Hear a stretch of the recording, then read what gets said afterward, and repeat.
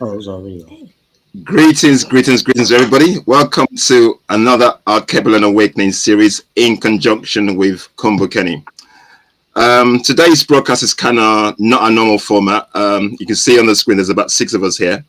So what's brought this topic on today is basically we're talking about identity crisis in terms of diasporan perspective. Do we continent Africans understand our diasporan brothers and sisters? This is what forms the conversation today. So as I'm just going to introduce myself first, and then everyone on the panel will introduce themselves, and then every one of us are going to talk.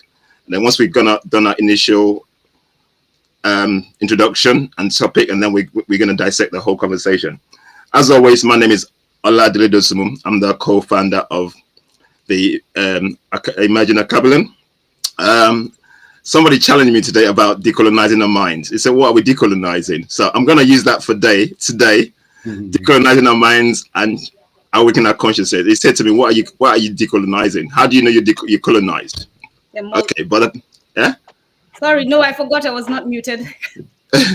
But you know what? The brother's going to come on. I've invited him to come on. He's going to come and talk about that. But anyway, okay, Unduku.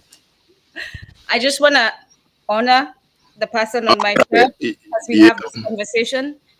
That is Marcus Garvey. As we have this conversation, the name is Vito. I'm the host on Kumbukeni. This is a conversation we need to have because I truly believe that our liberation is tied into our unification, the diaspora and those on the continent. Finally, the family, like literally the family coming back together, right? The family has been broken. It needs to come back together so that we can work together to heal the family and build and defend and protect it. So I'm looking forward to the conversation and happy to have everyone with us today. Fantastic. Verona, if you want to introduce yourself, please. My name is Verona. I'm from the island of Jamaica. I was also part of my life, I grew up in England, and right now I'm living in the West, Canada.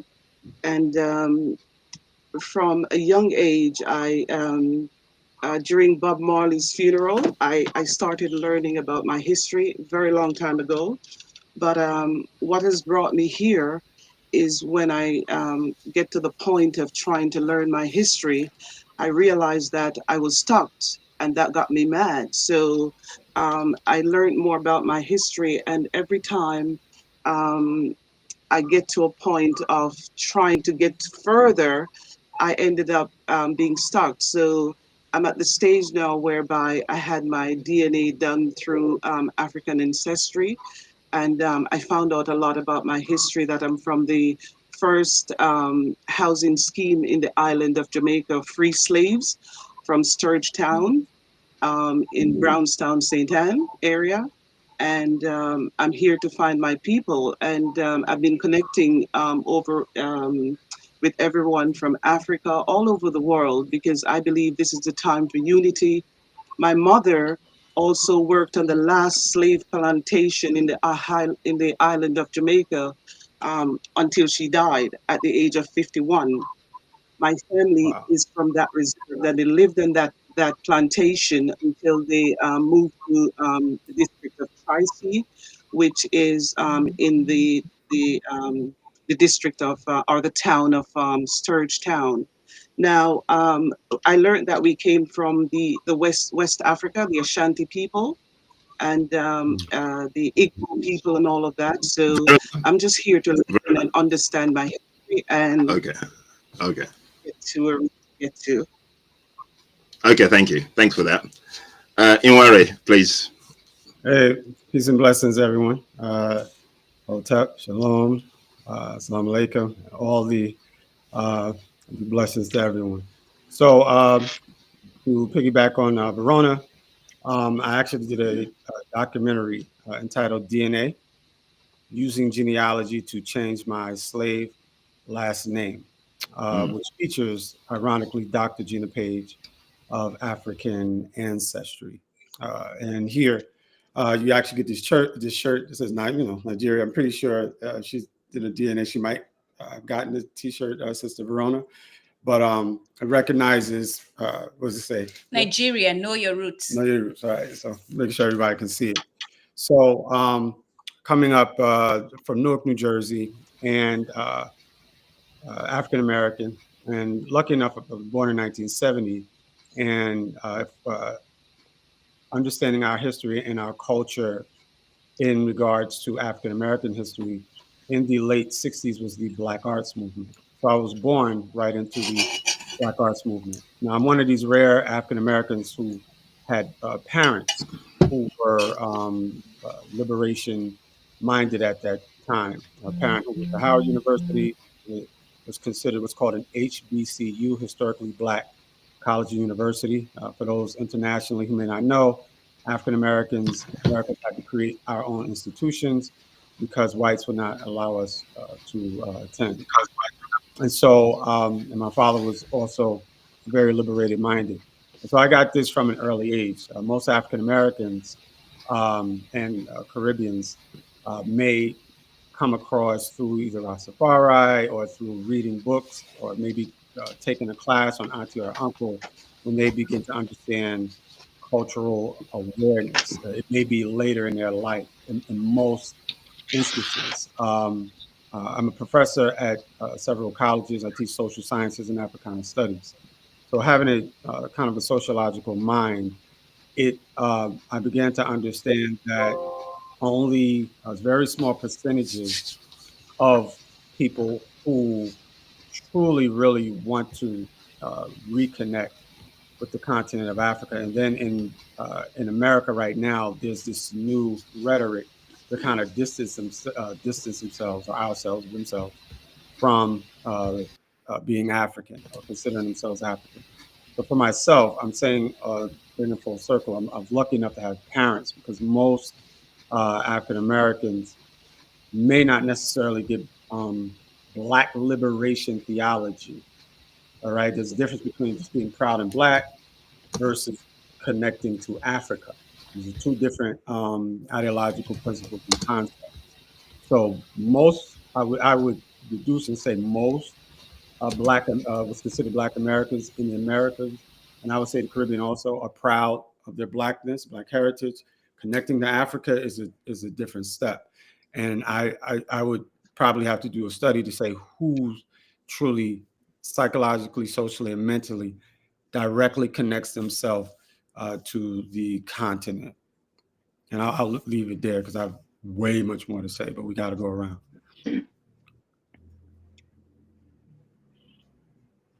Yeah, Shay, please. Good evening, everyone. Greetings to everyone. I forgot the question, but Just, No, just I'm introduce here to yourself. I'm here to just collaborate and connect with everyone that's on the platform, and to share my experiences as I've also done my African ancestry. I've traveled to many African nations. I just returned back from South Africa last week, and I'm actually feeling goosebumps right now as I'm talking. But in my travels, I've just so many things have like started to make sense and settle in the topic of today, the identity crisis. People who have that knack or that power, that energy, know that they're in the wrong place growing in the United States, or they feel something, they feel out of place, they feel like they don't belong for whatever the reason is, but they feel something. And I left home when I was 14, and I've been a traveler since then. I didn't have the advantage of having educated parents, due to some of the social economic issues in the United States. Is my connection going out? no, you're good. You're good. No. I don't know if this is going to make it better, but Okay, we can hear you. We could hear you the whole time. okay. Yeah, Um, you can bring your video back up. okay.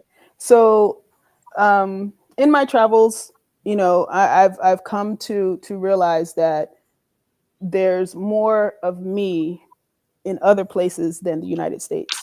And as I have traveled, I've become more settled in my experiences and realizing that there's way more to learn, there's way more to connect to than being in the United States. So um, I hope to, expand on this conversation as we move forward and bridge the gap between the Yeah, that's good. continental African, the traveled African, and the stay behind Black American and the traveled Black American, or the diasporan that's traveling, because they're all different categories, and they all have, different perspective as to who they are. So just looking forward to expand on that. And I Thank you appreciate very much. being invited to this conversation. Thank you. Temashengo, please. Hi, I'm Dimashe Mushabalala. I'm from South Africa in Eswatini, so quote unquote continental African. Um, yeah, I think in this discussion, I'm just looking forward to perhaps hearing the different perspectives of what the experience of being from the diaspora is like, as opposed to the continental African experience. I've personally had a lot more interactions with continental Africans as opposed to diaspora Africans. And then I'm also familiar with my own experience growing up in a like settler post colony. So that also has that in itself is a very different experience from the rest of the African continent, where indirect colonial rule was more of a setup as opposed to having like a settler white population. So I understand that like relativity, I think, with the African diaspora, particularly with foundational Black Americans, that relationship of your Blackness always being in contrast to whiteness, which is a very different thing for perhaps someone from the Congo or from Nigeria, where you're more in tune with your ethnic identity than you are so much with the idea of Blackness. So I think that's another thing, is like the African experience also is so broad in and of itself, and then the larger Black experience also is so broad. So I think engaging in these conversations and understanding each other's position within the world and in relation to being Black, in relation to being African, in relation to our ethnic identities also is a very important thing, not just for ourselves, but as a community, so that we can understand each other. You know, I'm gonna give my background as well. I was born in the UK, but when I was a babe, I was born in the UK. So, but when I was about 6 or 7, my parents took me back to Nigeria. So my formative years were in Nigeria. So basically, so I had that experience, and then obviously I came back to the UK. So I basically spent, I say, probably 2/3 of my life in the UK. But so I have the diaspora experience as well as the continental experience, obviously because I grew up there. So I speak the language fluently and I understand everything. So I'm kind of on both sides because I've basically lived there and I live in the diaspora. So I'm coming from that perspective, if that helps. Unduku, do you want to say anything before you go into you want to give your background as well? As I'm thinking, maybe I should do as well. And I was like, I'll get to do it later. But yes, now since I got the mic, born and raised in Kenya, moved here when I was 20 to the United States, the criminal enterprise of the United States. I don't say that just to be funny or to be just for the sake of saying it. I'm saying it because it is a fact. It is the actual truth that we need to stop looking at the United States as a place of freedom, as a place where people's rights are respected. It is literally a criminal enterprise. It is an organization of rich folk who plan and collude and organize the takeover of the rest of the world and oppression and exploitation of others. So that is a criminal enterprise. And they don't care how they go about it as long as it's done. Been here way too long, everyone who asked me. And I know, you see why I didn't want to introduce myself, because now this will go into a conversation later of what Elon Musk and the Trump administration are doing. So yeah, born and raised in Kenya, moved here when I was 20, came here as a Kenyan who believed the United States is doing a great job. Look at the UN, what they're doing in our country. They're helping the refugees and all that.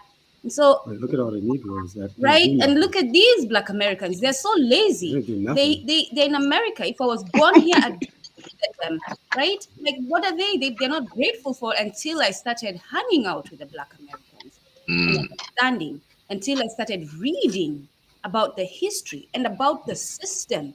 Like, when you hear that a literal mayor in New York built bridges low, so low that buses could not pass because they knew that Black people were catching those buses and they didn't want Black people to go to the parks.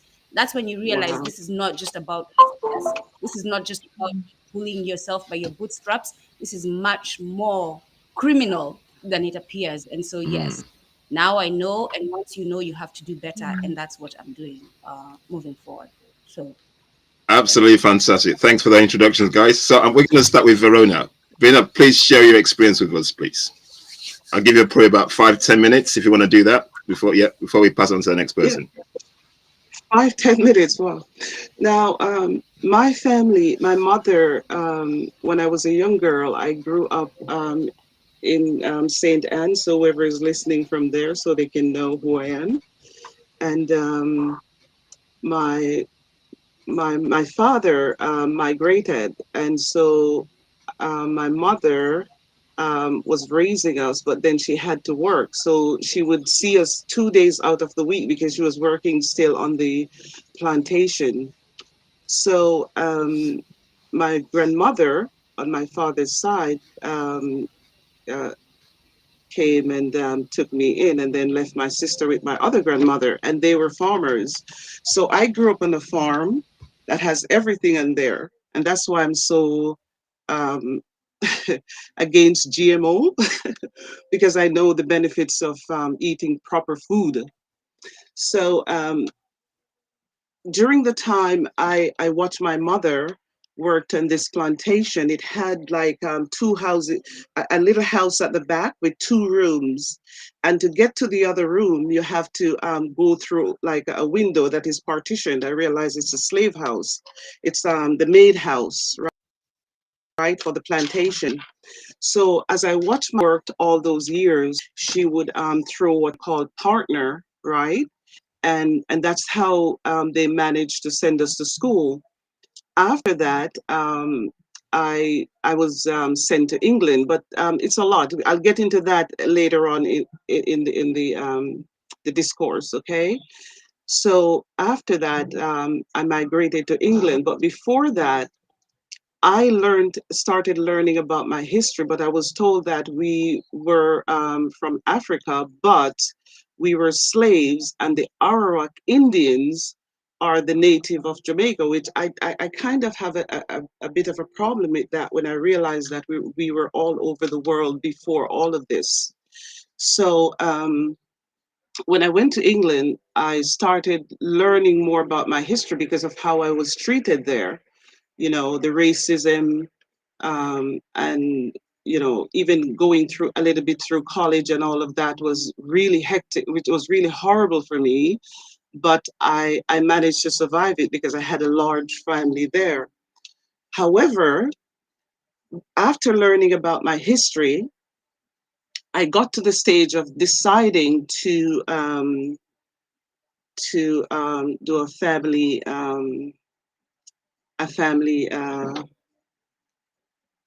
do my family history, and also to do like the ancestry.com. But when I went into ancestry.com, I found that they had a lot of information, but it was just all over the place, and people wasn't sure exactly who they are there. So I went into the Jamaican database well.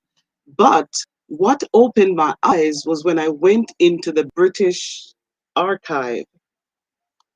They record everything there.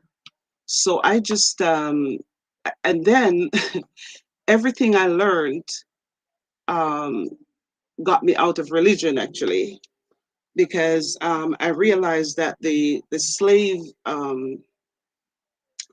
trade, um, the um, the um, religion plays a big role in our demise. So I started looking into why we were in this Baptist religion, because that's where my family decided to find their spirituality. But when I learned about John Sturge, who started the Baptist missionary in the island of Jamaica, I learned that he was the one that started the housing scheme in the island of Jamaica in Sturgetown, the first housing scheme of free slaves. So I started getting a little bit uptight about the Baptist religion. So I, oh my God, it's a long story. So I started learning about the Bible in more detail as to why it says so many things about you should turn the other cheek, you should serve your master, and things like that. But I always wonder, why do I have to serve someone when I was born the same way as you do? I breathe the same air, I drink the same water. Why am I serving you? And I remember my grandmother always tell me, do not serve anyone, like look up to anyone, because you are equal to any man. You're just like any other man. So understanding that and learning more about my history, it took me to it took me past the covers of the Bible. So I decided to learn about the history of the Bible, and I realized that all of this is there is a God. I do believe that, but it is a fabricated God in this Bible, because the devil had never killed anyone in this Bible, but God killed everybody. So I decided, okay, so who is this uh,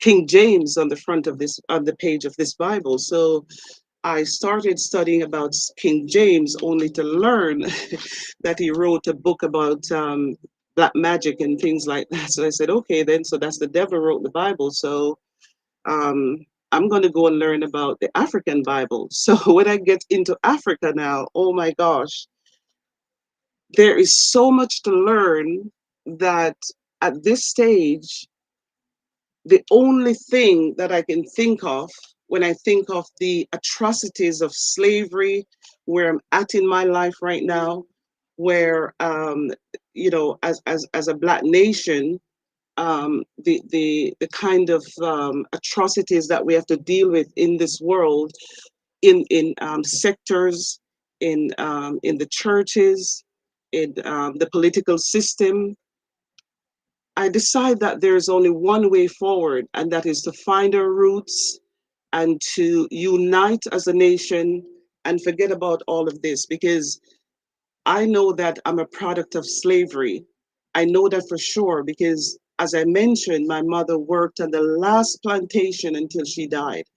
And she sent me away to have a better education, a better life, which I tried my best. But at this point in time, based on everything that I've experienced in my life and I've seen that have happened to the Black nation, and what have happened to my mother and my family, I have no other choice but to unite this nation, because there is no other way. Economically, spiritually, financially, we have to unite. There's no other way, because everywhere that we are in this universe, we are facing the same degradations, the same atrocities, the same racism, the same discrimination everywhere you go, in organizations everywhere. And then to go through these hard times that are facing everyone right now, and then to deal with racism on top of that, I can just understand why we as a Black nation decide that we're going to dance through this, because we've been through all of this already. So this is just the time that we should unite and move out of this space of pit hell. That's it. That's it. Brilliant. Yeah, fantastic. That's deep. Imari, the floor is yours. Yes, that was amazing, Verona. Really appreciate that, and this how we all need to come together. Uh, I understand that coming together with the individualism mentality. So we're in a phase of what's called rugged individualism, right? That comes out of the social scientist founders, right? All these white Europeans who have founded the social sciences that frame Western thought, unbeknownst to us in the Western world, and sometimes throughout the world. It's not a circular collective, what we would say African or indigenous collective mentality. More recently, the past 150 years, 100 years or 50 years, whatever you want to say, is on a selfish, I, me, I type of psychosis. This is why you have even now post-Trump, because this was already in society, but then Trump hyper pushed this type of separatist mentality that you see falling in a lot of people's minds in the West, specifically this ADOS and FBA in America. So I'm going to speak quickly on that, and then get to the point of identity crisis. Until there is, now again, might be my bias on being an adjunct professor, but until there is empirical research and empirical data, right? We have, let's say you have 20 Black scholars, right? It's got to be like 15 to 20, maybe 25, 30 Black scholars with a budget of maybe 5 million, 10 million, depending on research. And then let's say women and men. Huh? Women and men. Women and men. No, I'm saying scholars. Yeah, so you know how that field goes. Yeah. So, but across the board, and then those 2 points, and then I would say 5 to 10 years of empirical research throughout the Americas to say that, hey, we found that there's probably 5 million to 10 million when we talk about the Pangea or African people, indigenous Black people that were already here before the slave trade. You give me a couple of books, a documentary or two, I'm all behind FBA and ADOS and the argument of if you're saying we were here before the transatlantic slave trade. DNA genetics may not say that. Yes, there was another Lucy or another name that was found in South America, 30,000-year-old Negroid phenotype that was found. So we know that there were people here, but what's the number, right? So who are we specifically when we get here? And so my point is being, if we're talking about modernity, if anyone knows the term, 15th century on to now, right? Then yes, then we are, since we were brought here, then we could make the argument foundational Black American from 15th century. All right. If you want to say 15th, 16th, 17th, if you want to say that, then yes, we were here and we've created probably, people will argue, one of the greatest cultures known to humanity. If we want to get into all types of sound vibrations and things coming out of indigenously from Africa first, going into Mississippi, New Orleans, and developing this culture of food, clothing, music. I can go on and on, right? And so, getting back to what Verona was saying, right? The root. When we're talking about identity, the root, and this is my theory. I'm currently teaching a Western civilizations class, and when we talk about creation stories, there's a very narcissistic and individualistic way that we frame our existence, as if post 15th century, this is all it's been in regards to the idea around Christianity. So if we know history, we know the Nicene Conference 325 begins this idea with Justinian and Alexander the Great, for those who know the history, beginning to frame Christianity. For those who are in Christianity, for some, it's always been, this is what's always been. No, there's been millions of people who had their creation stories around nature and divinity, right? So for centuries. So you have to have a chronology in your mind of humanity. Now, if you want to narcissistically frame this minuscule time frame coming out of 325 up to now in humanity with your mythology story, then believe that, and I'm not pushing back against that. But you have to understand this earth has been here for thousands of years, millions of years, and humans have had a creation story. And you can't now take that and make this the only creation story. Now, with that being said, when you get into this BCE going into CE, right, coming out of 300, 200, then 100, 200, 300 going up, it's what they call the axial age, and this framework of institutions, religion, culture, all this developing throughout the world. Then you get this hyper, almost psychopath version of the creator. And if you aren't that, I will kill you. All right. Dr. Clark says, who has the true faith? And for those who want to watch this documentary called A Great and Mighty Walk by Dr. John Henry Clark, he says, who has the true faith? Once this Christianity things develop, because it doesn't even have a name at this time, right?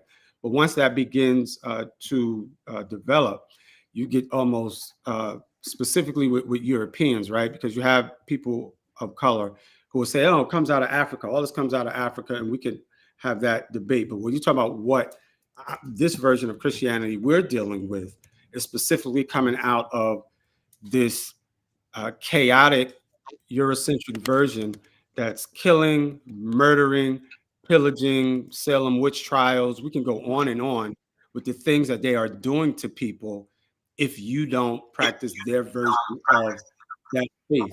That begins to now strip everyone who is really, truthfully, non-European. Because yes, in your imagination, you can be whatever you want in regards to your spiritual system and your mythos system, right? But in their mind, if you are non-white, you're a heathen, a devil, and whatever. You can say, hey, I'm a Christian. I believe I'm a believer. But for them, you will never be that. So I want our Black people and indigenous people to understand that. Now becomes the stripping of your name, your language, your indigenous culture, how you dress, what you think about, how you even frame that there is a devil, right? There wasn't so, and we understand in indigenous systems, there wasn't this concept of a devil or something underground or an evil for those who understand these systems. So now you have the stripping of all of these things, and you can't even get to learn who you are until now in the late 18th century going into the 19th.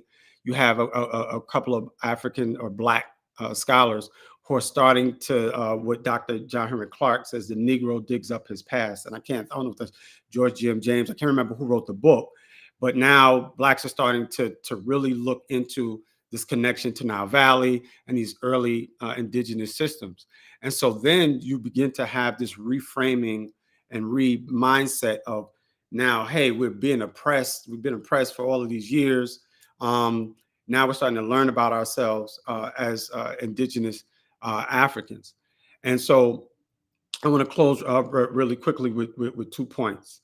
One, when the Black Arts Movement in the 1960s is happening, you have this here in America, in Oakland, Chicago, Harlem. It's Harlem big time.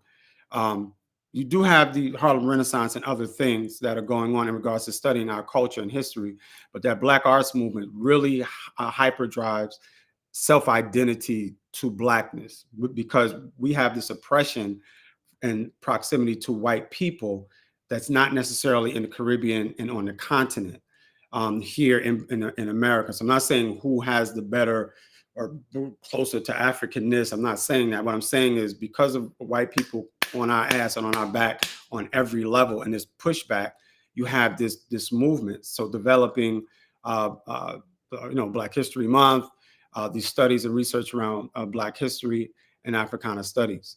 And lastly, I'll say the reason that the DNA, I'm not going to go into the reason why people started to research DNA. That comes from a lot of illnesses and things in Europe. That's another story. But the DNA to find out where you're from in Africa, Dr. Gina Page of African Ancestry and Dr. Rick Kittles created the company because they found bones in Lower Manhattan as they were people were digging to build a building. All right, they was trying to set the foundation to build a skyscraper or something like that, and then they found bones. Then I think they called Howard University's archaeological research team, they came, they found that these bones were from West Africa. And then there's a whole, you can Google that and look that up. There's a whole story around that. So people began to ask, hey, if you did that and found out that they were from Africa, why can't you do that for us? Because the other genetic companies were only giving you the regions. And another reason those companies were developed, two reasons, because the illnesses, sicknesses coming out of Europe, but also this pure blood whiteness thing also. This is a couple of reasons why those things were developed. So specifically when you're talking about for us, when she created African Ancestry, they have a high database specifically on where these things, where our DNA comes from. Now, people will debate, you have patrilineal, matrilineal, but then you have this autosomal DNA, and we'll debate, hey, no, that's not the pure DNA, even in African Ancestry.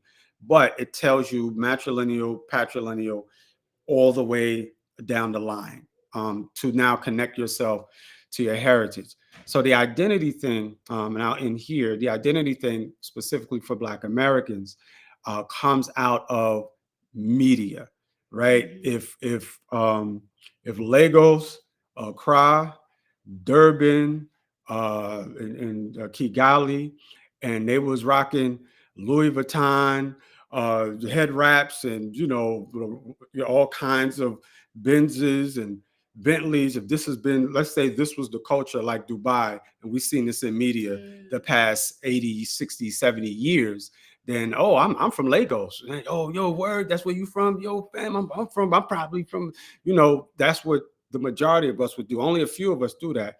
But it's flies on the face, right? It's abject poverty. It's all these things that Dr. Page talks about in my documentary. She says, she makes a quote, you ought to be crazy if you're trying to recognize yourself or connect yourself to this abject situation that you've seen on media, cartoons, movies, plays, everything. You must be nuts to identify with that. So hell no, I'm not identified with no damn Africa, with them smelly and all this nonsense that goes on. And this hip hop we created, this R&B and the jazz and the blues and the gospel. I'm from here. I'm proud of that. So it takes a different type of Dr. Ben Yakinen, Francis Cress Wilson. We can go on with our scholars and reading, studying, research to then begin to frame your connection to the continent, right? Let's say you don't have parents who raised me a certain way, right? And for those who know, my church was like it is on Sundays. Please Google that show with Gil Noble. That was my Sundays, right? Listening to Dr. Ben and Dr. Clark.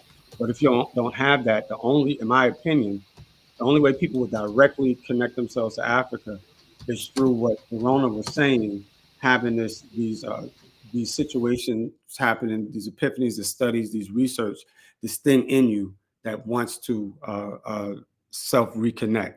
Other than that, we're going to be Moors, Israelite. We're going to be every other thing than what DNA science, genetics says. Because, hey, about to round it up. Because, hey, if you're locked up in jail for 30 years, right, you ain't going to say, I don't trust this DNA. I'm staying in jail. That DNA is fake, right? They put the wrong blood in you. If you get into a car accident, right, you done. So science doesn't lie. 1 and 1 is not 3. And I ended there. Thank you. Wow. Shay, the floor is yours, my sister.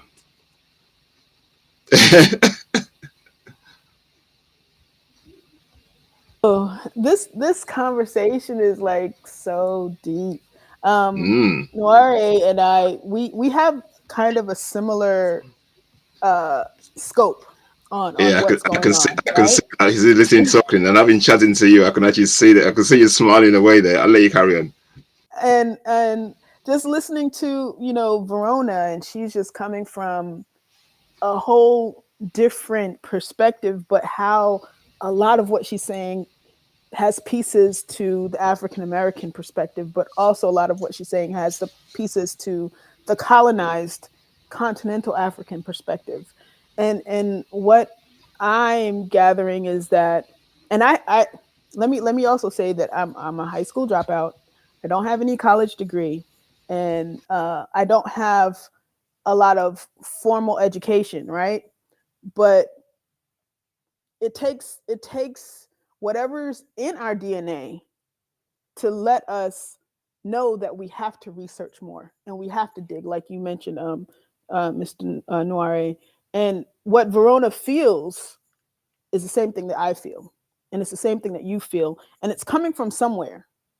And it's not necessarily coming from being learned. It's coming from inside telling us, hey, you don't belong here, or something is wrong. You're out of place. And when she mentioned the religion thing, so my mother was a revolutionary that got knocked off her train because we grew up listening to African music, right? But we don't have anyone in our family that's directly connected to Africa. Like, we don't have that in our family, but for some reason that was one of the things that she did. And then I was in a dance troupe, and for whatever reason, that dance troupe focused on African dancing, right?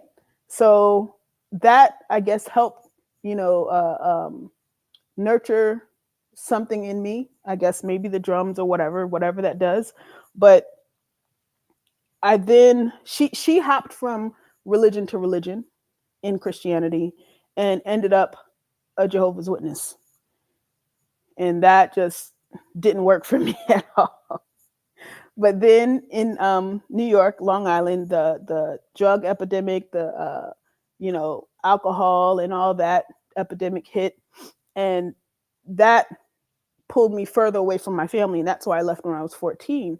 But with the religion and the politics of New York, what as I'm moving around, I'm learning that what they are good at is creating bubbles and silos of limited information. And everywhere they plant their loot, the loot as it relates to people, when they go and capture people and they plant them somewhere else, whether it's Indians, whether it's Africans, whether it's whatever they go and get and put, they create a bubble around them so that they then give them the information that they want and don't let them necessarily explore new information outside of that bubble. So you're in your bubble thinking that the world is great, the world is wonderful. Like Verona was saying, she lived on, that plantation, and this was her reality. But then again, she still felt something different. And in America, we live in this bubble. Everything is great, like Noire mentioned. The music is nice, the food is nice. I have the latest BMW, or I have the flyest chain, and we have hip hop and all that stuff. I grew up in the middle of hip hop, so I grew up 1980s and going for it. But the shallow mind thinks that is a good life, and then on top of that, what you mentioned is what we saw about Africa. And that was, hardening that bubble of your misidentity in your misplacement. There's nowhere else for me to go. This is what feels good. This looks good. This is great. I have a job. I'm doing well. But I look different. I feel different. But there's nowhere else for me to go. I see brown people over there, but corruption, famine, that's and I know Nduku, she probably experienced that coming to the United States at 20, thinking that Kenya is great and the United States is great. So when I go over there, I'm going to see commercials about, like I watch movies in Kenya about the United States. I'm going to come to the United States and see movies about Kenya. But when she came to the United States, she probably didn't see anything about Kenya. And all she saw was all the stuff that we grew up seeing, which was, there's nothing over there, So a lot of this misplacement is just so heavy on all of us. And like Verona was saying, that we have this feeling that we have to get from under something that's heavy. Our lives should not be this heavy. We haven't done anything for our lives to be this heavy. So she's looking for, freedom of that heaviness, I'm looking for freedom from that heaviness, and as the times are moving, the clouds are clearing from us, and we're like, oh, there's somewhere for us to go. There's something different that we can do. So, I appreciate Verona's story. Thank you for Nuare for kind of giving some of that educational background. And I'm not even going to get on the FBA ADOS conversation. But Ola, he sent me a video related to that, and I dropped a couple of gems in his direction as to where that conversation comes from. The Pangea, Mansa Musa's voyage, colonialism, pre-slavery, how that plays out. But there's so many layers to the African identity. And once all of us realize who our enemy is, then we'll probably all start kind of moving towards the same direction. Sorry for taking so long. No, that's perfect. Thank you very much. Okay, Tamashengo, your perspective, please. Can you unmute yourself? All right, I'll unmute you. Okay, I've done it for you. Yeah. Okay. Well, firstly, thank you to everyone that has spoken before on sharing your perspectives and your respective experiences of Blackness and also your upbringing and where you are currently.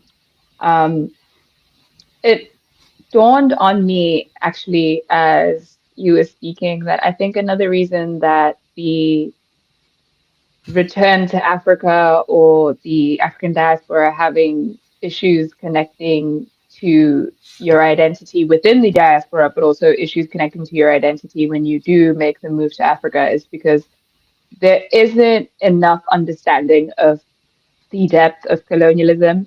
So for Africans ourselves, like we haven't fully, well, in some African countries, it's yet to happen at all, never mind fully, the decolonial process.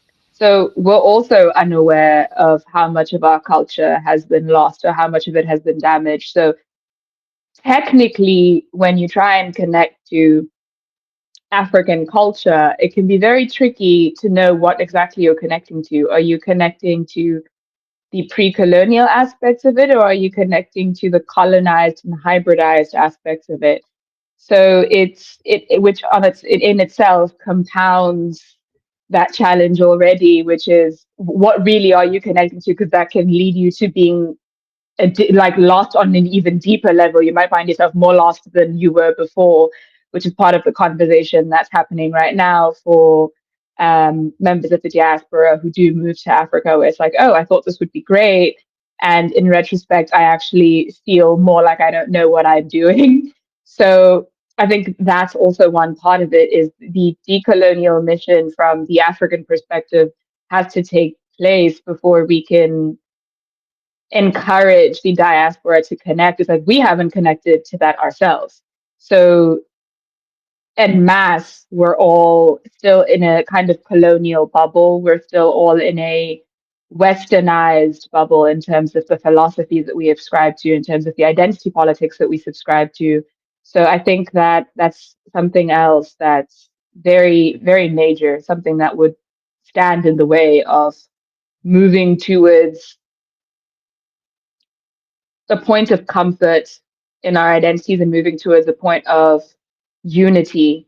Is we really need to do away with the impact of what the West has done to us as one larger collective of people, and therefore to our individual identities. And then I think another thing, and then I'll finish. I think another thing is, in the experience of being of the diaspora, and I mean, correct me if I'm wrong, because maybe I could be speaking from more so of a projection or a dictionary or educational understanding of what being diaspora is, as opposed to the lived experience. But I think in being a member of the diaspora, it is very important, I think, to also acknowledge that as much as you've been taken away from what was your culture, you're also you have cultivated culture in that time that you have been away.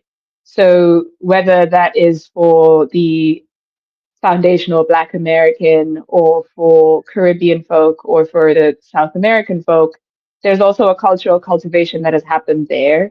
And that's also important to acknowledge, because I think oftentimes there's that feeling of, oh, we don't know what our language is, or we don't know what ethnicities we were, and it's like that's true.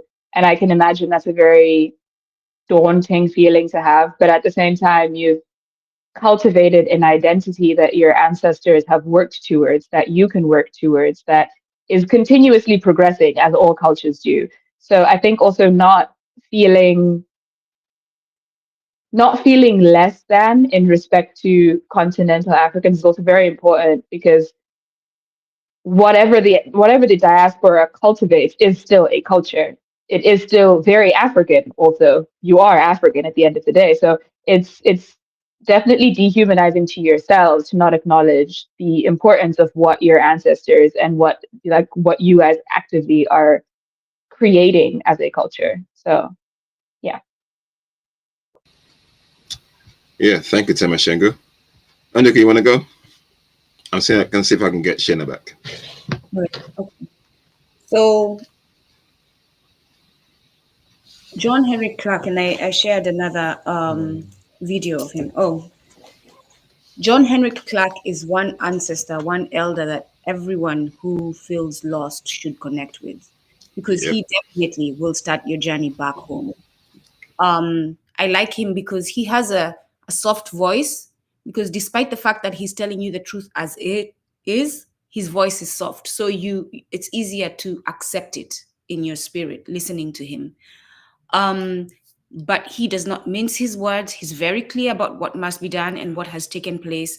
And that is the only person you should be listening to. Mm-hmm. Yes, you can listen to people who have grace. I'm not like, let's be real. I'm not telling you that you just listen to John Henry Clark. I'm saying if you want the truth that is not covered in niceties, because niceties are not there to help you. You want the truth as it is, so that now you can decide what you're going to do with it. Listen to John Henry Clark. And at one point, John Henry Clark says, and again, we shared two videos. I'm going to highlight them when I finish talking. He says, where do you think those ships that dropped you in all those destinations came from? It came from one place. Whether it's the West, the East, or the South, as people are finding out now that the enslavement of our people was all around, whether it's the West ports, or the Eastern ports, or the Southern ports, and these ships would move around and go all the way to the Americas or to the Arab world. Whether it's East, West, or South, you came from Africa, right? And you may have ancestors who came here before Africa was colonized, before it was invaded. That happened. Africans did go to different places before, and maybe your ancestors are that. But what in your ancestry line is the evidence of that? Is what Noire was saying before. What is the evidence of that? And if you don't have that evidence, then sit with John Henry Clark and listen to him. And please use your critical thinking skills, which each and every one of us actually gets when we are born. The fact that you have a brain, you have those skills. You just need to now nurture them so that they can be active. The education, which is why I was clapping, yes, for drama, but also for the truth that Shay not going to high school, Shay not going to college, Western college, may have saved her from a lot of miseducation. And when you listen to Shay talking, you do not know that she doesn't have a degree. You think she's gone to the best universities. So here is the joke on us, because we are all here sitting and talking about, I have a doctorate here, I've gone to school here, I've gone to school there, and here comes Shay speaking like us when she didn't have to go there. So what is wrong with us that we think that someone is important only because they went to a certain school? That's another thing. But definitely sit with John Henry Clark. Now, I have been accused of being insensitive when it comes to me saying, I've been here in the United States. I have read your history, my brothers and sisters, who are descendants of those Africans who were stolen from our motherland and brought here to work and go through pain and build this economy. Again, you want to take that away from Africans, go ahead, but you'll be the fool to do that. Because if you do not think that cotton build this economy, if you do not think that sugar, rice build this economy, if you do not think that all those bridges that were laid, all those buildings that were built by Black people, I'm not saying they weren't built by other people, but mainly the biggest labor demographic that built the United States is Black people. And the West Africans who had the skill set. Listen, they did not know how to grow rice. The Africans they brought here, despite the fact that they have invaded their village, their nation, their land, killed their elderly, because that's what they did when they invaded those spaces. They'll kill those who are weak, who they didn't think would. Again, this is capitalism, right? This is the beginning of capitalism. This is when capitalism is being refined and it becomes like something perfect. And they're like, aha, we have come to something that will benefit us, white people. And they're saying, this product, us, this is us, our bodies, our ancestors. This product will not get me any money. This product will get me money. That product will not get me any money. I have no use for this product and I will kill it. And that's what happened. The elders' heads were chopped. The kids were drowned. This is what is happening to us. And then despite all that pain, our ancestors who are brought here teach them. They teach them how to grow the rice. They teach them how to do all kinds of things. And then what this white man turns around and does is, I did all of this by myself, right? And you Negro, need to pull yourself by your bootstraps. You're such a lazy person, despite the fact that you're the one getting up every morning to go to those fields. You're the one putting all that cotton in those bags. That man is standing around and telling you you're lazy. And we are all believing it. Like the psychopathiness of it all, the mental, I don't even know what to call. There's a dysfunction, a major dysfunction in the fact that we have believed it when we are looking at the truth, that we work hard. Our people, our Black men are in trucks every day, driving from south of the US to the north, from the east to the west, from the west to the east. Our brothers and sisters are in prisons, working all day. We have mothers and fathers who have 3-5 jobs and they come home and they make dinner for you and get you ready for school. And you want to believe that we are lazy? For real? So connecting back with the continent for me, again, this is what I've been criticized for, saying that this is not home for you. This is not home for you. Beyond it being a criminal enterprise, there were people who lived here. This is land that has been stolen. So why would you call it home? And then you have a huge continent that is not about just flies, that is not just about big belly children, right? That is not just about disease. In fact, we had no disease until the white man came in, like disease as we know it today. It wasn't as prevalent until the white man came in. The white man brought disease to us. Most of the diseases we have. To this day, the CIA continues to create disease on the continent. For whatever reason, they do that. So you have to lift the curtain. The curtain is the propaganda, the Western propaganda, the Western media propaganda, and look under the curtain. You have to understand that this is a person who has a mission, and I am looking forward to Shay speaking on it. And the mission is control, imperialism, ownership of everything on earth. And in order to do that, they must lie to you for you to believe that it is their right to own that. And for them to exploit you, they must lie to you, because you as a human being with a brain will not accept exploitation if you know the truth. So your land, your homeland, your motherland on the continent has resources. Your motherland has community. Your motherland has nature. Your motherland has energies that you have to reconnect with, because they come in your ancestry line. That is what you're getting. But also, in reality, we're not saying that everyone has to go back. If you really believe that you belong in the United States, good luck to you. Stay. Join Trump and Elon Musk, and all the best to you all, and the South Africans who will be coming here because they've been invited. We're not forcing anyone. We're just saying, if you feel an urge to reconnect with where you come from, start walking now towards the continent. Start listening to John Henry Clark. Start connecting with people like myself, Oladile, Shay, and Verona, so that they can help you. There's so much to say about this. I'm done for now. Africana Studies and African American History and Caribbean Studies is The Wizard of Oz. Anybody who knows the film The Wizard of Oz, at the very end, pull the curtain, you see this little white person there, and now you've revealed that's what that history is. So that's why they're getting rid of it, because we pull the curtain back and show you what the deal is. Yeah, and we must, I'm glad you said that.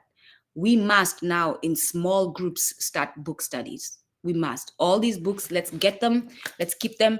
Let's start the schools book studies by ourselves. We don't need them to teach it in schools. Yeah. Let's teach ourselves. Like I said, Shay spoke, and you would never know that Shay has not gotten a degree in some fancy university when she speaks. So, Civilization and barbarism, Sheikh Antidia. We can go mention 20, 30, 50, 100 books.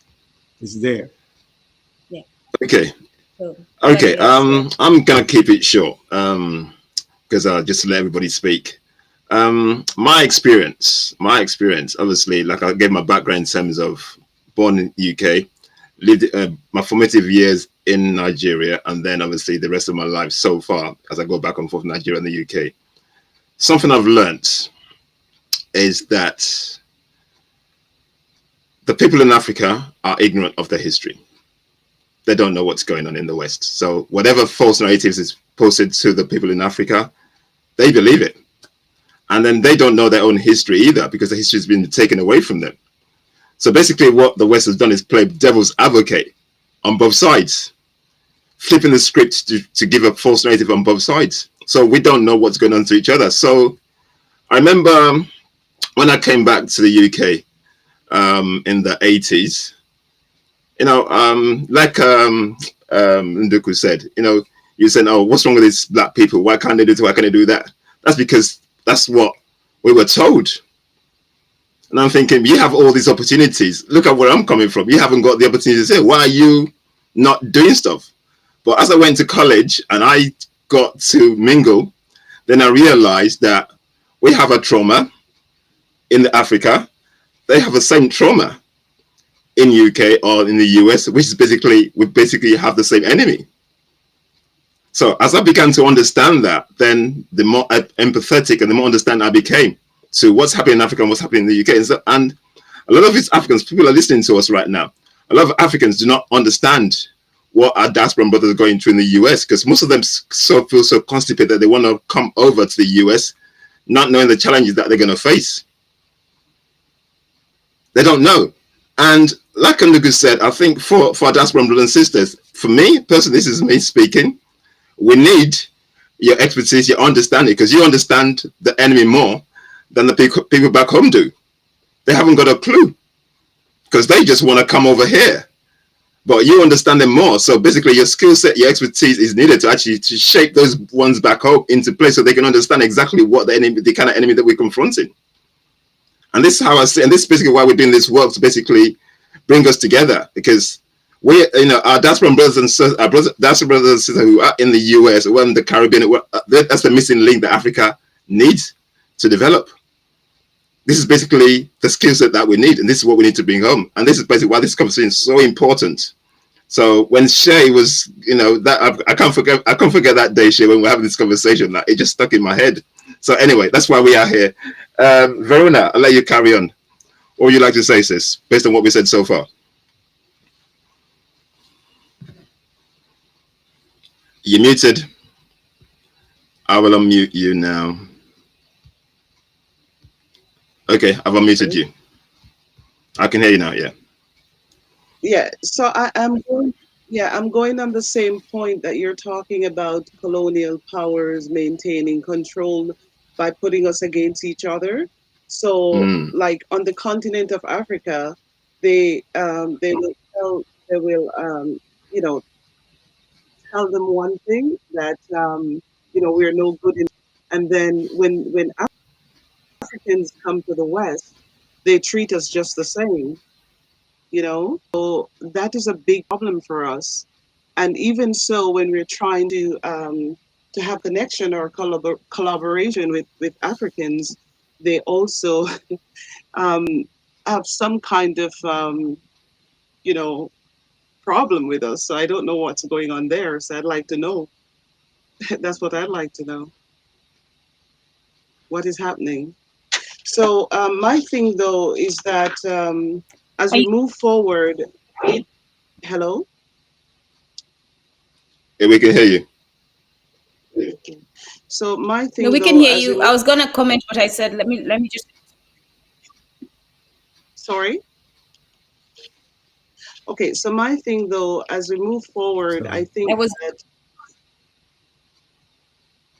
oh, go ahead, go ahead, go ahead, I think we have a delay. I'm sorry. go ahead. Okay. So I was saying, as we move Verona, just forward, finish. I will.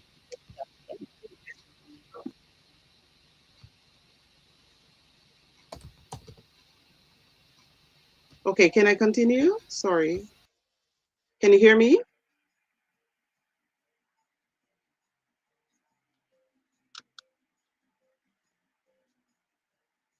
Did I got disconnected?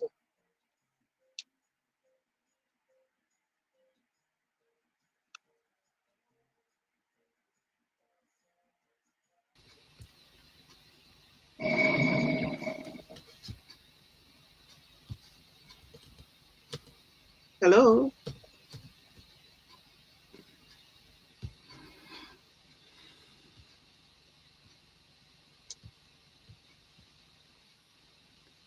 we hear you. You can hear There me you, now? sis. Okay. Yeah. Okay. So I was saying, as we move forward, we have to look into the educate ourselves to get out of the indoctrination of the educational system that we're taught, because that's one of the main things that is holding us back, and religion as well, because religion, education, and politics, I believe, is like it's like a matriculated type of system whereby one doesn't work without the other. So all three of them indoctrinates us. If you a lot of people don't go to church, but they're still not you know awakened to who they are, right? So religion is a part of it, education is a part of it, and politics. So I believe that religion is to indoctrinate, politics is to keep those systems in place, and then the education that we get is to keep us on that path and in the labor market, so that we don't, have time to move forward.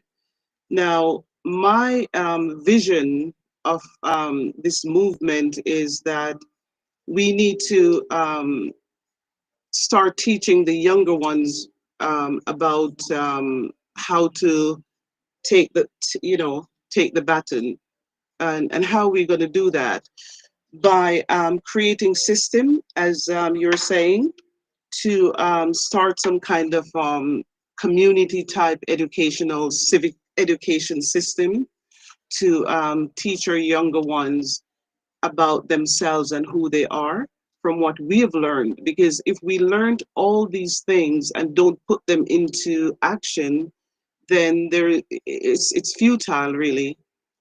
But the hardest thing that I'm finding is that we go on social media a lot of times and we bicker and quarrel and we fight.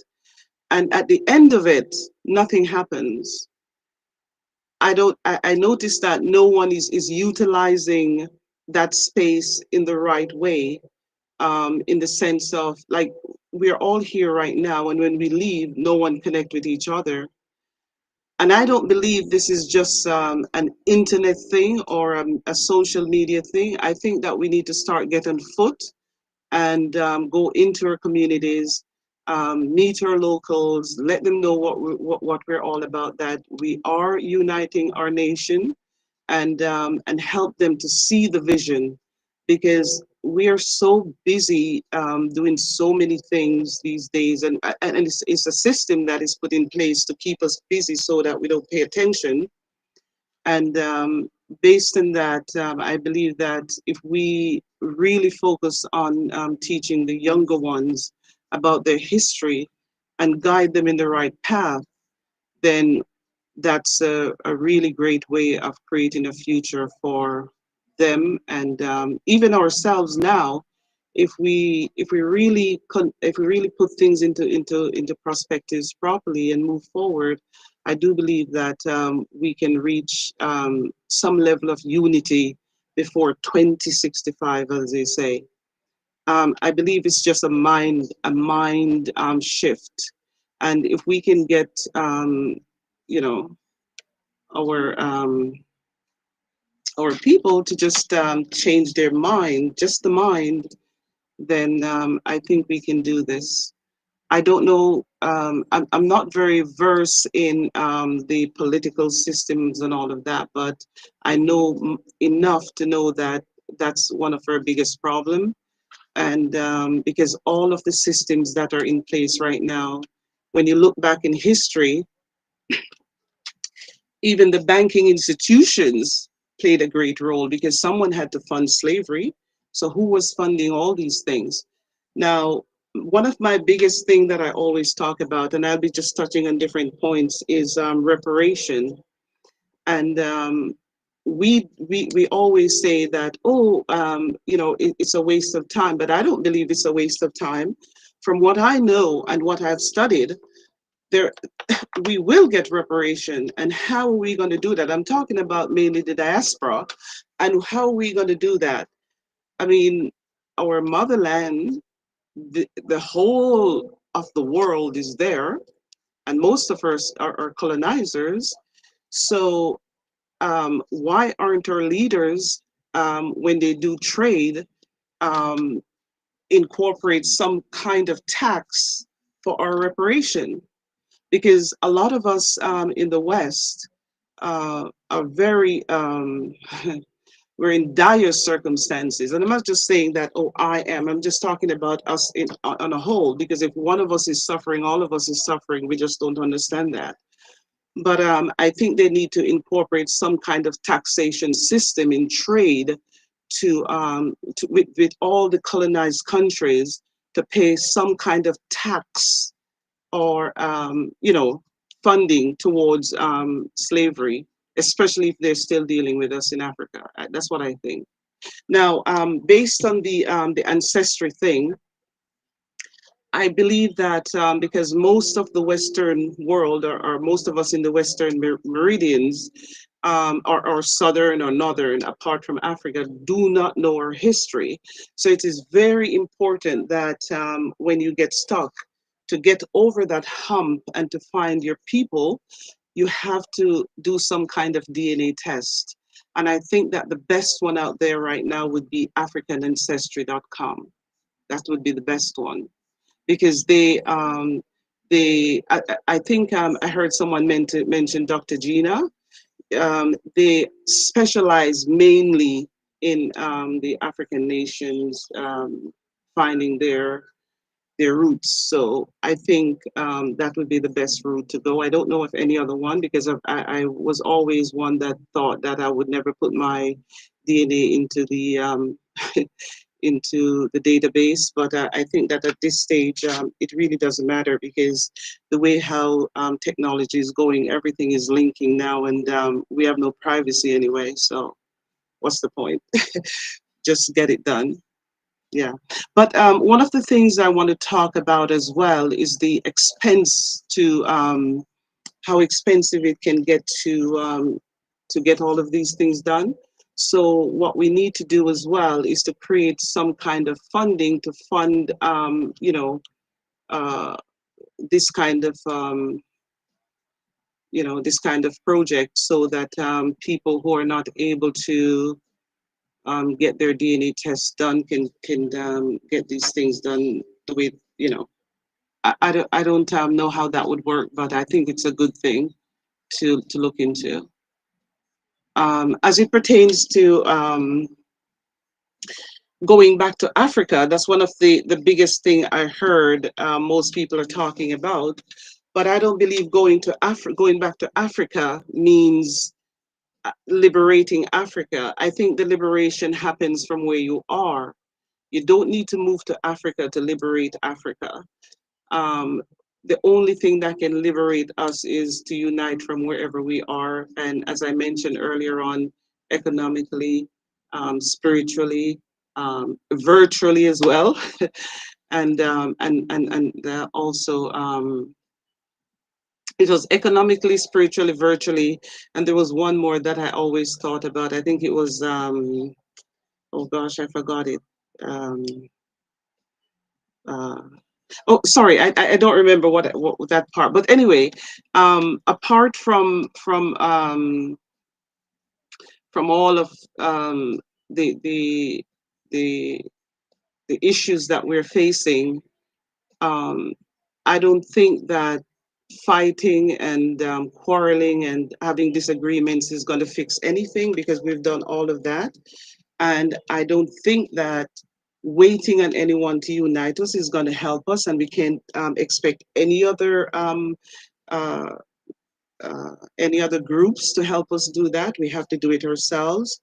We also have to help each other in the sectors that we work in, because one of the biggest thing I notice is that in these sectors that we work, whenever we're facing issues and we reach out to other to one of us, they tend to even be worse than the ones that are creating the situation. So um, as we walk through this life, it is very heavy for me. I have a lot to say, and I'm so overwhelmed. But all I can say is I've never been in social media before either.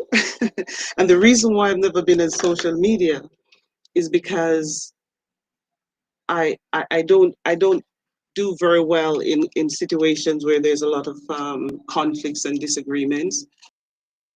I'd rather figure out a way to sort it out. Now, one of the things that I want to talk about as well is if anyone is listening in governments in Africa, is the building of our media system. We have to control that. The control of our technology as it pertains to the internet infrastructure, and also uh, energy. Energy. I watched a video not too long ago about the Congo River, that at the mouth of the Congo River, where it meets the sea, that if they should build a power station there, it could generate enough power to power the whole of Africa. And I do wonder, and I always hear these situations whereby they have a lot of energy issues in Africa. I was thinking, so if that is possible, why aren't all the governmental institution in Africa come together and make it happen? Because it's not just for the benefit of them, it's for one country, it's for everyone. So things like those I think about. And but when I think about things like that on a larger scale and try to articulate it to people, that I associate with every day, it's really astonishing to me that a lot of them are not even thinking in this direction, of moving forward or uniting and things like that. So a lot of people know because they're just busy. So I hope that and I'm not trying to over articulate here. I'm just trying to make it simple, that even if a child is listening, they can understand, fight. It's an intergenerational quest. There is the children is not a part of it. So this fight is not just for us, it's for every living African, from the babes to the eldest. So I think that once we get that in our minds, then we can move forward and unite properly. And the other thing too, I find that a lot of us are doing this work, but in per household is not united yet. So we can't go united on our families, because then, it's like we are gathering the flock and leaving our own behind. And but it's one of the most difficult thing to convince a person that is indoctrinated. And how are you going to do that? You have to show the way. And the reason why I said that is when I started this journey recently, and I decided to get my DNA done. I decided to, uh, find my roots in Africa. Um, it was only then that I noticed some family members are kind of now moving in that direction, which is great for me. I love that, but I wish you could just say the words and everyone heard and follow. But it's hard. So you have to show them in your actions. You have to show them in the things you've uncovered, the facts. Because one of the biggest reason why I don't comment on a lot of things personally is because when I learn something, I go and I study and study that thing if I want to know about it, investigate that thing, learn about why it happened, how it happened, and then I can speak on it. But I find that there are a lot of people speaking on things, and it's not so because they haven't done the whole work of knowing. Now, the other thing I want to talk about as well is Africa and the diaspora. And the reason is we just cannot learn about, oh, the slavery history. We have to learn about both sides. We have to learn about African history, and we have to learn about, the Western or history. We have to learn both sides. And that will always take us back to Africa. Now, the other thing is, I have done a lot of studies about and research about my history and about Africa and about the West and the world.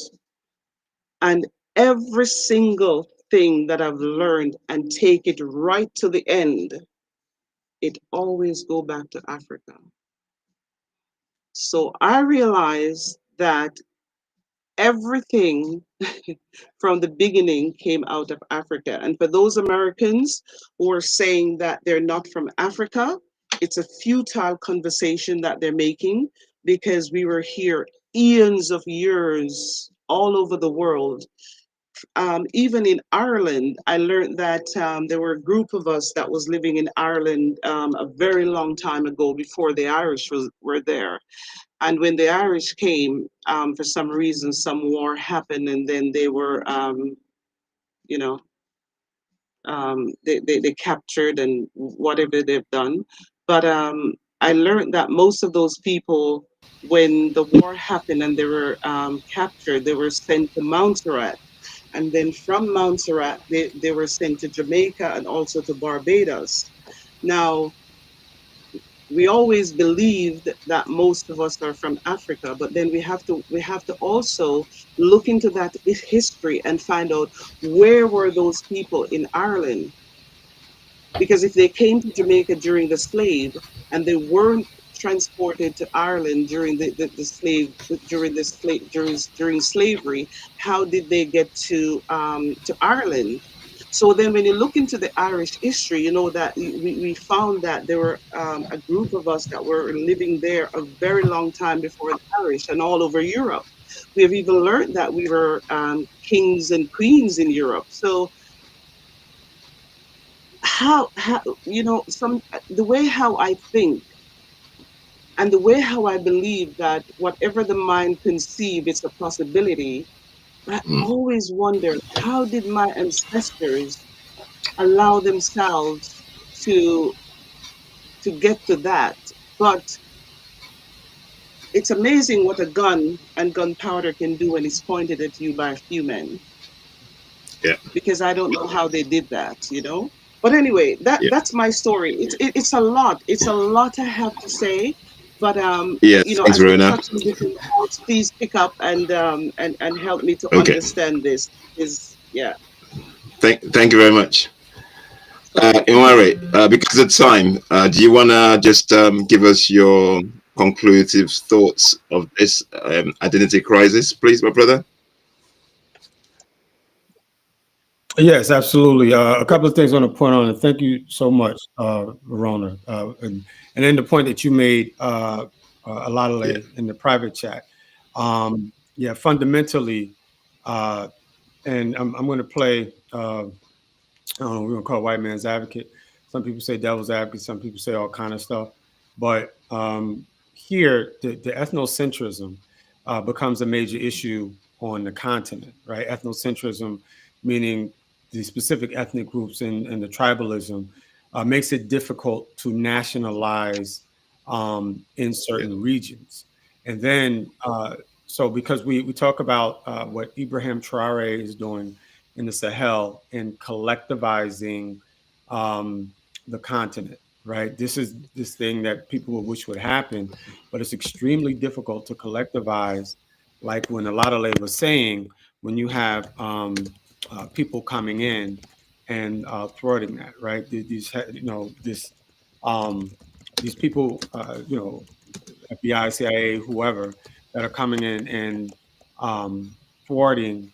When we understand Thomas Sankara, when we understand um, uh, and Nkrumah and all of the leaders and what has happened on the continent, making it difficult to collectivize as a unit. These ideas and this mindset has always been there, right? To try to do that, and then you've always had outside forces, just like in America, when people come from overseas and they come to and they ask, well, why those Black Americans, why they don't have? Well, they don't know the history of when we were 60 years out of slavery, all we had was us, right? So we had, we talk about Black Wall Street and Tulsa, Oklahoma as one place, but there were multiple places around America that had built an economy in regards to banks, institutions, schools, and collectivizing an environment that was conducive to flourish. And so we're talking about 1921. What would these communities be in 2020 have looked like in America in regards to what our identity would look like and what we would have achieved and accomplished? Same on the continent. What if colonization didn't happen, right? In one of my classes, when I talk about Black Panther, even though it's a fictional film, it's the concept that Ryan Coogler talks about is what if you had an area, a region, or a country that wasn't colonized by Arabs or white Europeans? How would have been? How would it have developed? And you see the autonomy in it, although that's fictional. That's kind of what that framework is.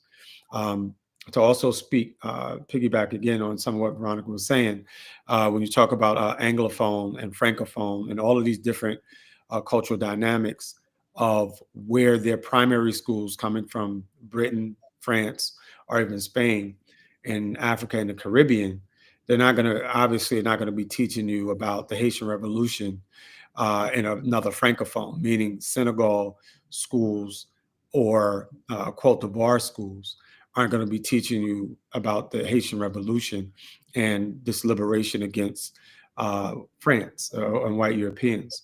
And so now you have that separation, like what Veronica was saying, of this the school system that needs to be developed throughout the diaspora, talking about how to not just liberate ourselves, but also our history and our culture.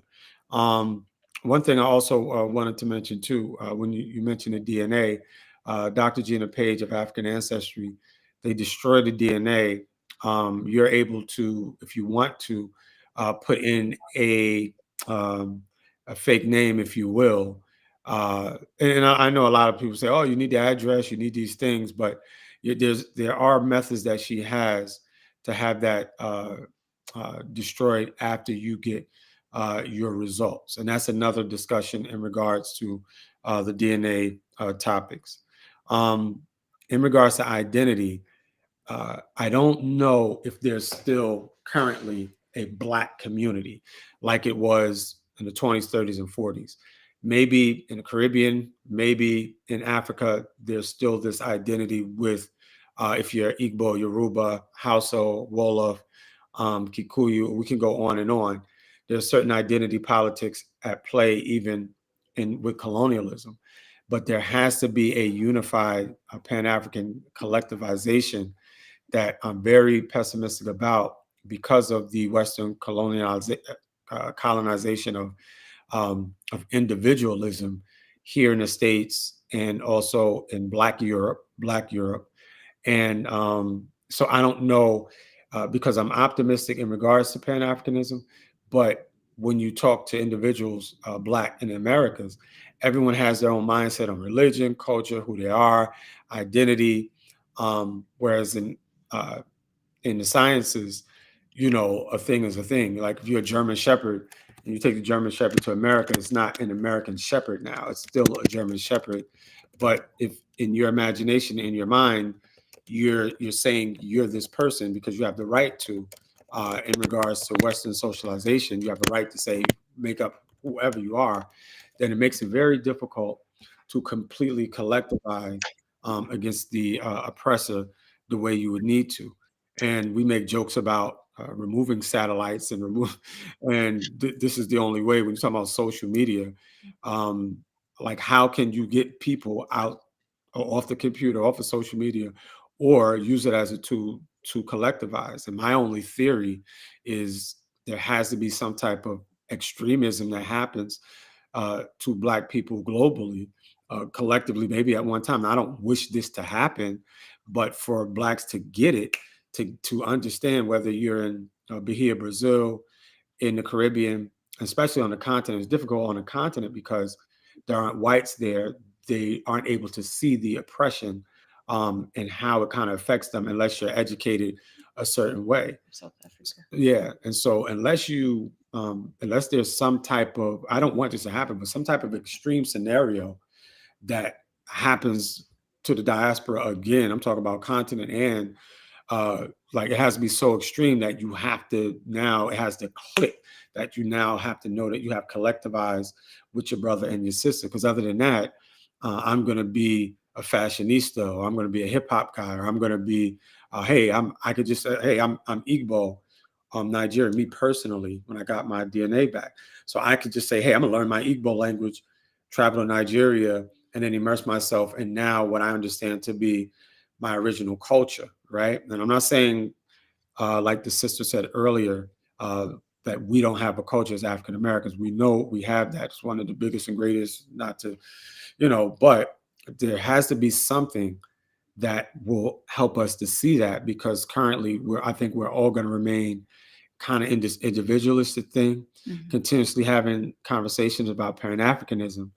And really being honest, we may only be able to do this in small groups or in family groups, moving to the continent to do certain types of things in regards to that. Like, even like I said, Ibrahim Traore, when we talk about when you guys did Economic Hitman, you now see how the Europeans and how Americans are thwarting everything that people are doing to kind of collectivize. And then lastly, I'll just say, in regards to how we don't connect to our Africanness in the Americas, and maybe even in the Caribbean, when we don't, for those who are in the Caribbean, those who are specifically in the Americas, who are claiming to be non-African, there's a term in the social sciences called retention. And in that, when Nduku was speaking, she kind of reminded me that in that retention, you'll see just even in how I talk, right? Let's say you have a cultural linguist who studied anthropology and understands the rhythm and the timing and how Black Americans speak is directly out of West Africa.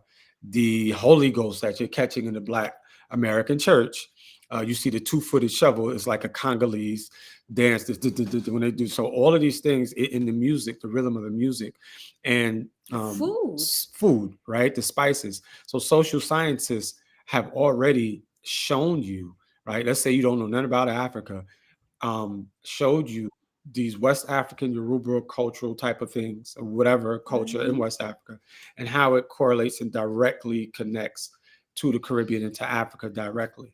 So, you know, you can say you're from you're indigenous, you're Cherokee.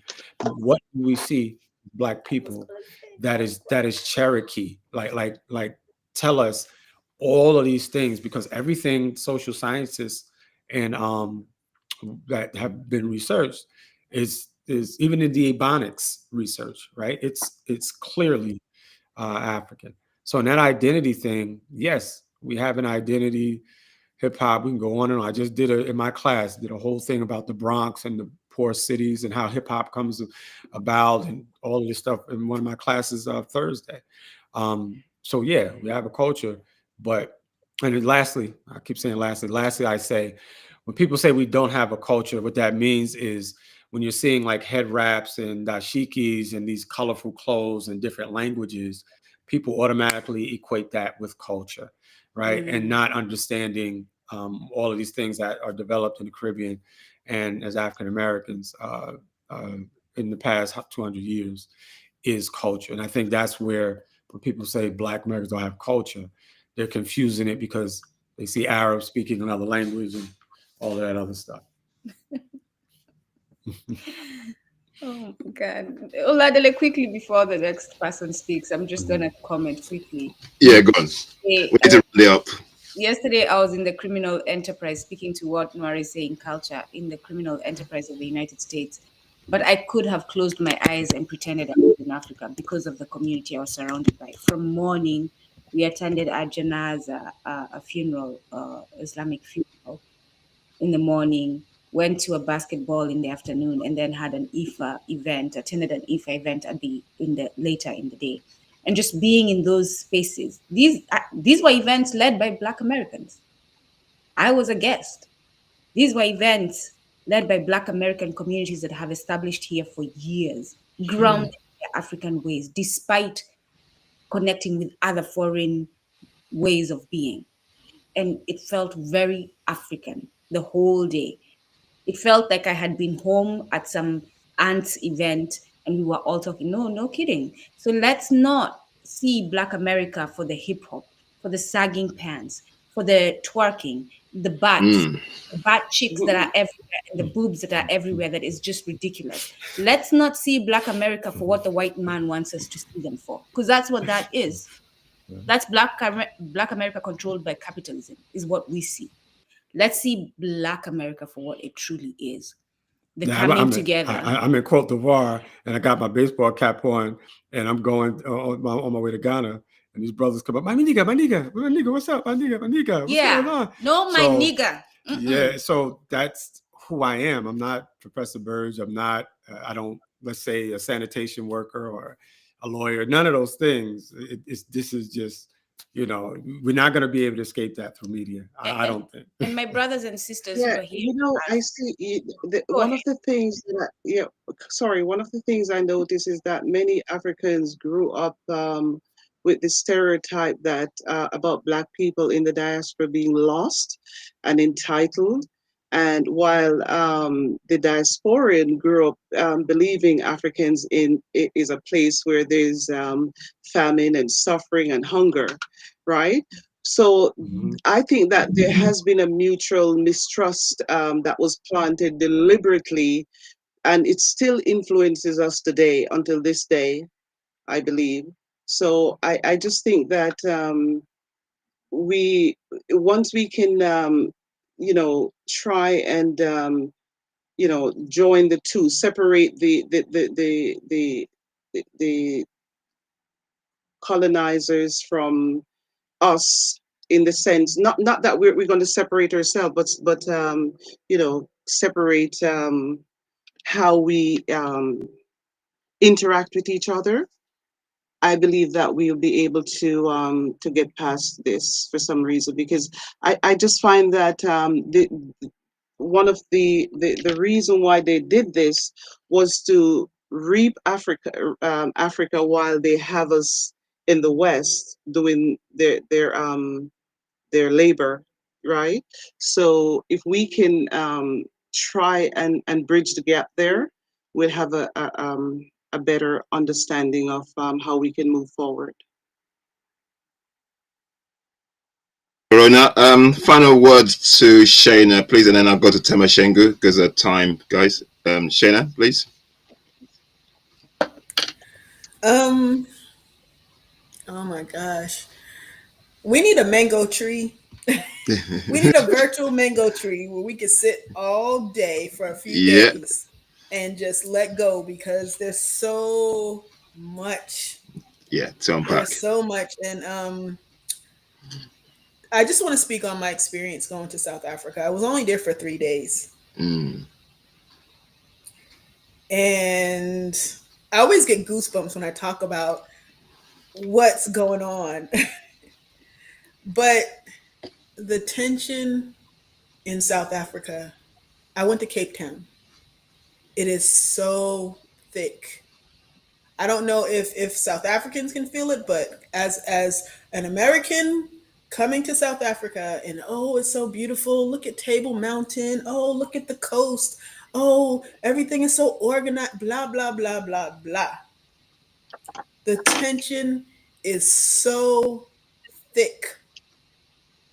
And I've never, I didn't realize it was going to be like that.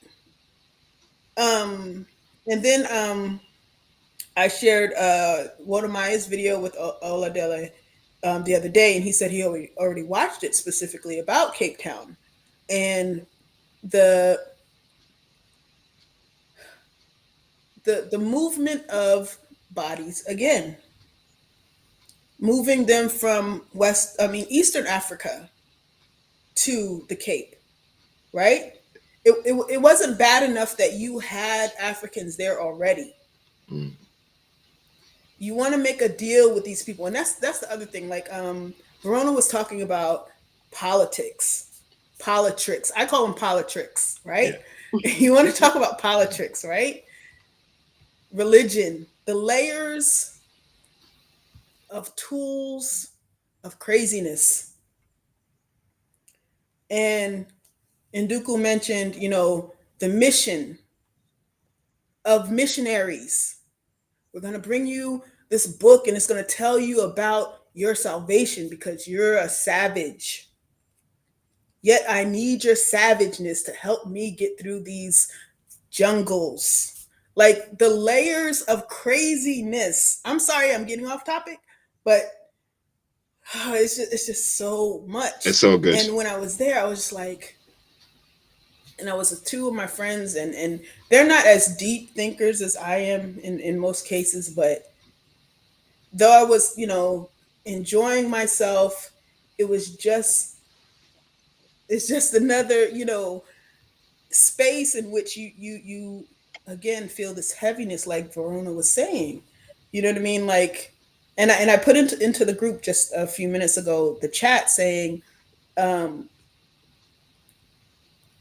I said something and I just forgot what I said. I said some of us have to hit rock bottom. Like she's saying, oh, we need our communities to come together. We have split households. Some religion is split in some of our households. You have a Christian husband and a Muslim wife. And even just going back on the religion thing, Islam, the Abrahamic religions. Oh, I'm an Israelite. Oh, I'm a Muslim. Oh, I'm Christian. And it's just like Dr. Noire, he was saying, I'll just say, my perspective. If God created everything perfectly, right? I agree with you. And you go back before the religion and before the colonization and before the missionaries, there was something there. And you had to be a crazy person and a cunning person.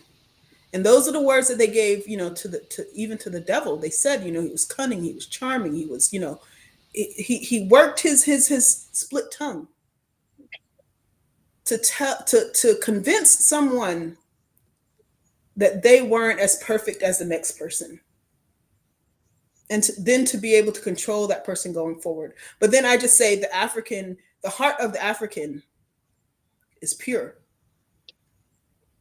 Because when approached by someone else, when approached by someone else, we always think that that's going to be our friend. We always lead with our heart. We always lead with, here, would you like some water? Would you like some food? Would you like, would you like me to help you? Would you like me to give you something? You can go to the poorest African nation, the poorest non-white place, and they're going to give you their last in most cases. And it's not often the other way around. So I just wanted to, say that even though we're on this identity crisis topic, that's the thing that stood out to me the most, is that even though we have all of these this kaleidoscope of labels and titles and degrees and accolades that these white people keep giving us, because we're always chasing for them. Oh, I did this, I went to here, I'm this type of person, I have these many letters behind my name. We're chasing. They keep moving the goalpost. But in the end, it comes back to, we're people of pure heart.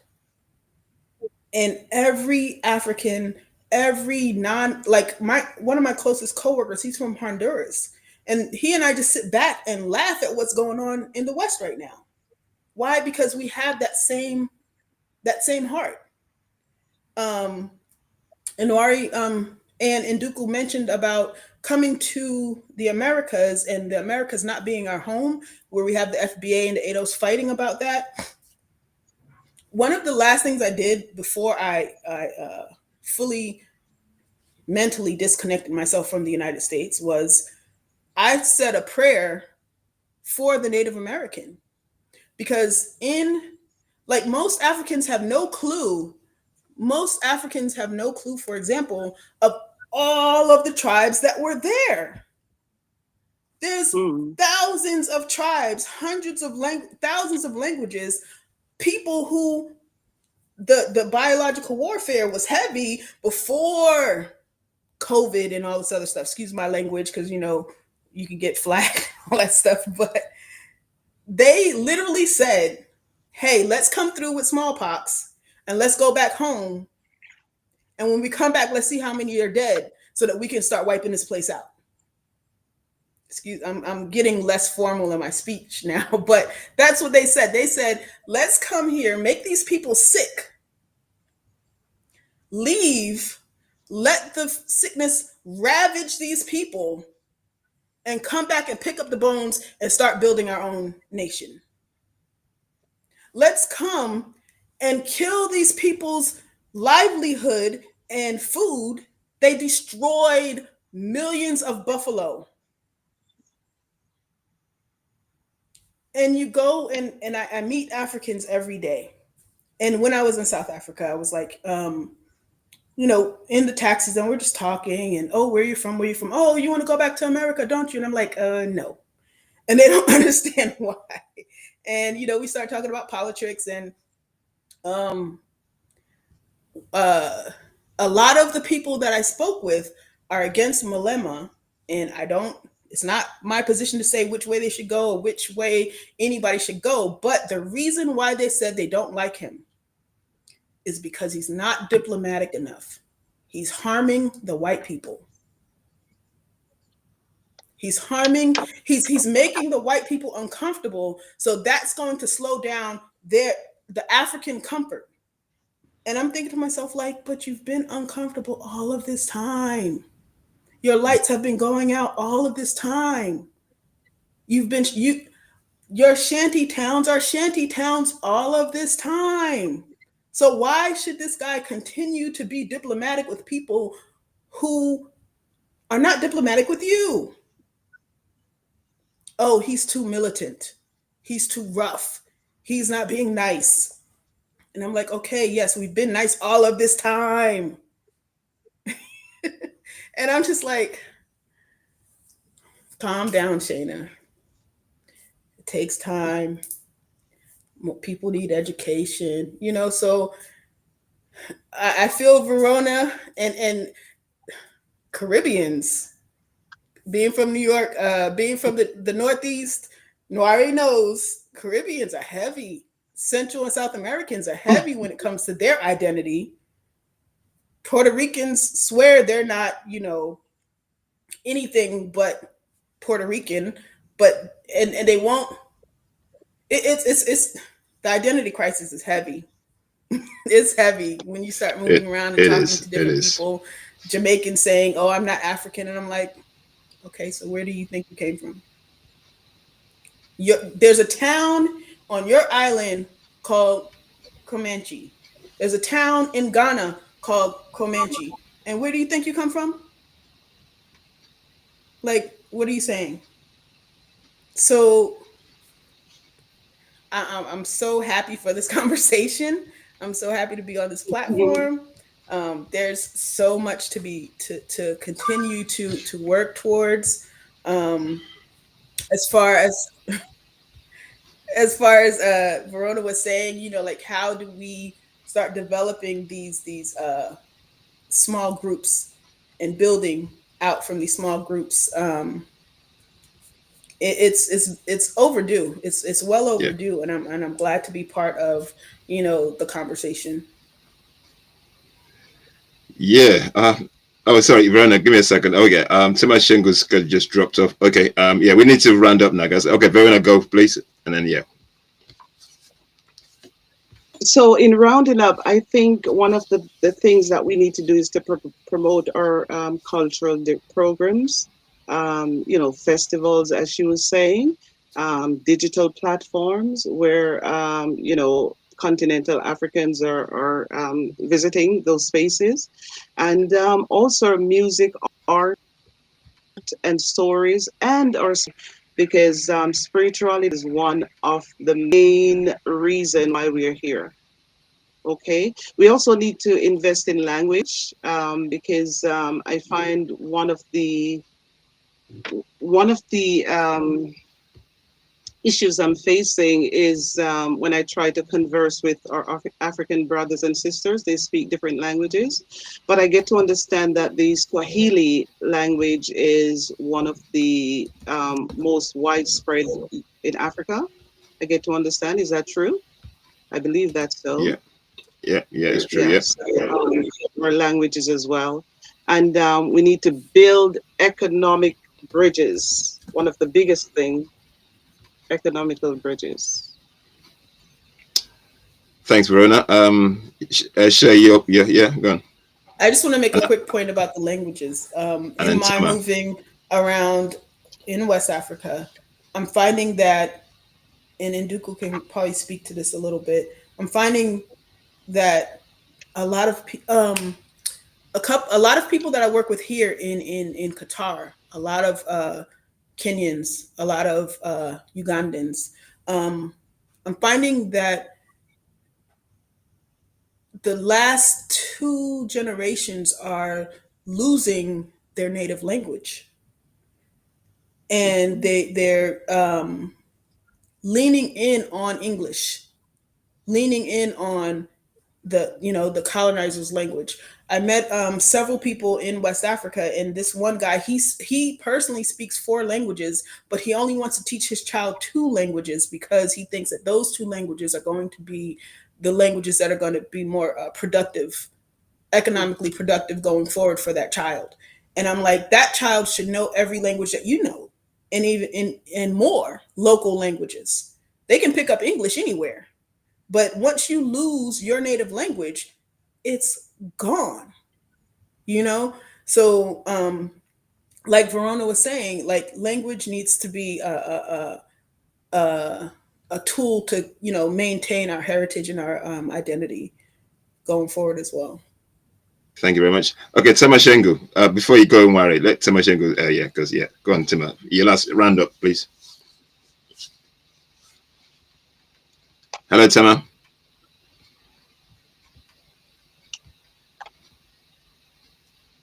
Hello, can you hear me?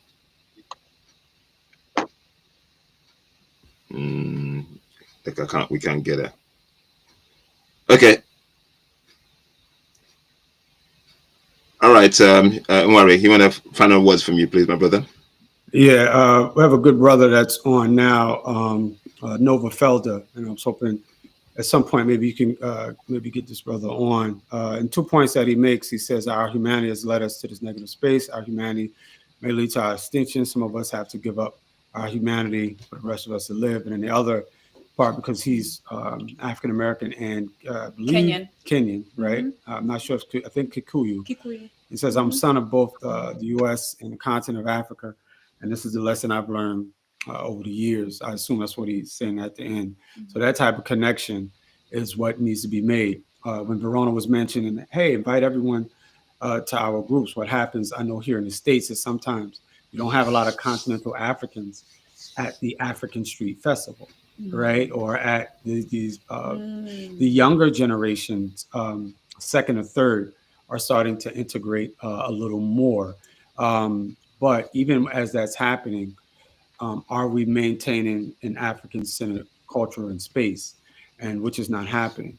So just like we don't practice Kwanzaa, for example, Dr. Malana Karanga was trying to not just talk about Kwanzaa, but you're right, Veronica, when people are saying, or this rhetoric around Kiswahili or Swahili being this unifying language. And you did have in our Black arts movements, 60s and 70s, and all the way up to 80s and 90s, the Black Americans and I believe some Caribbeans that were in the States also, learning Kiswahili as a unifying thing. And so there has to be, and again, like I said earlier, I think there's this extremism that has to happen because I'm not optimistic of a collectivizing thing. Even though I'm seeing what Ibrahim Traore is doing, I'm optimistic about that. If, like Aladale said, they keep out those who are keeping this from happening as the Sahel states are trying to develop, and I'm hoping they push outward. Hoping that ethnocentrism won't stop us from unifying. But diasporically, it's difficult. And I think, like one elder, Ifa Babalao said, it's probably going to have to be smaller pockets of us because we just don't connect with Africa like that. Everyone's Black people are more anti-African than anybody else. Yeah. Actually, on that point, I've been following quite a lot of Africans, diasporan that has moved to Africa, and the problem they're coming across is language barrier. Now, Africans don't have a problem with language because most of them know 3-4 languages, right? We have a problem though when we go there to converse. It's a problem for us. Yeah, big time. And the best way, especially if you're there, the best way, and I'm gonna give my closing words and hand it over to Oladile. The best way to learn a language, especially if you're there, is to immerse yourself. Like, just don't even think about it as learning. Just every day, new words. Every day, speak to them, understand what's behind the language, what's behind certain words, what's behind certain gestures. And that is you learning the language and then being open to it, like literally meditating and saying, I'm opening to learning this language despite the difficulty, so that your yeah, spirit, your yeah, I mind can agree. Yeah, I agree. A sentence a week, that's 365 sentences in a year. So start. exactly.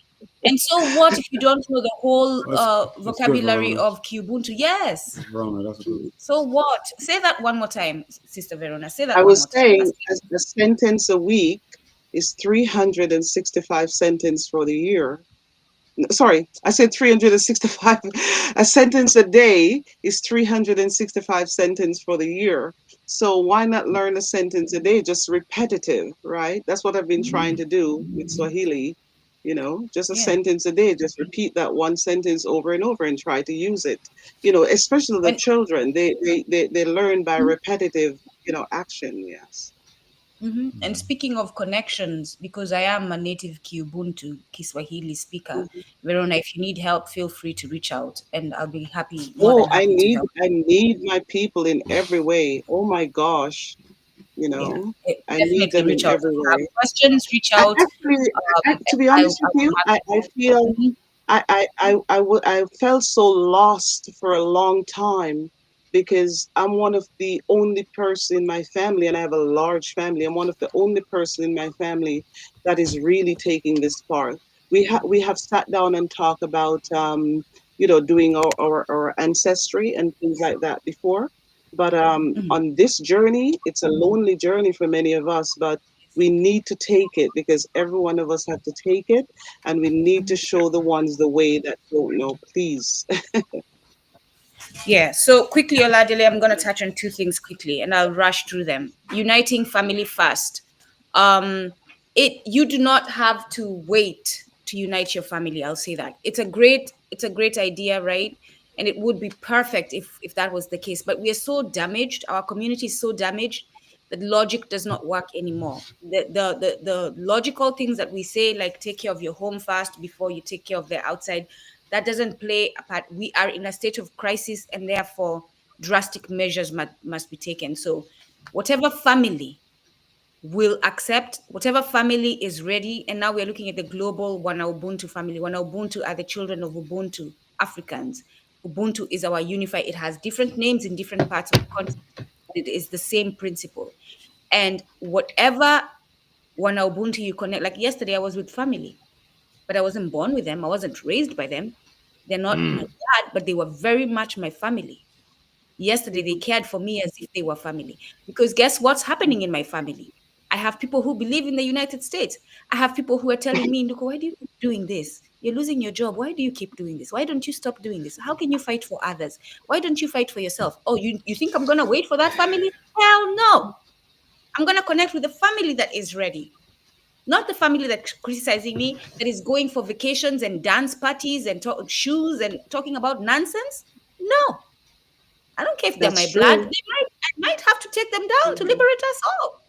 I'm just saying. So the And idea that's why of I was saying, I agree. That's why I was saying you have to show them in what you do, and when they see that exactly, you've done, exactly, because a lot of them have it in their mind, because they're facing the same things we're facing every day. They have it in their mind, but exactly. they like I am. I'm very much an introvert person when it comes onto the public and social media, you know. But when it comes onto oh my gosh, when it comes onto um, you know, your family, understanding the path that you're taking, it's definitely not a journey that you can sometimes bring others with you, because you have to know before you can bring somebody along. You have to show, because it's like, if you think about it, it's like you're going on this journey and there are potholes. When you take that journey, you know where all the potholes are. The ones that haven't taken the journey yet is because they're afraid. It's because Yeah. they're So afraid. And sometimes quickly, taking that journey, they lose friends, they lose so much. Sometimes they even lose employment because they took that journey, right? Because it incorporates certain things that you have to well, do and you have to Ladele, implement, right? we're gonna be here all day if you start that topic, Verona. So let me just Oh, say this. sorry. Let's continue. No, no, because It's, There's it's okay. people, there's people that have I'm experienced that. triggered. But Yeah, Nev. No, the other one, and we're going to wrap up now. The other one is one of you, I forget now who said it.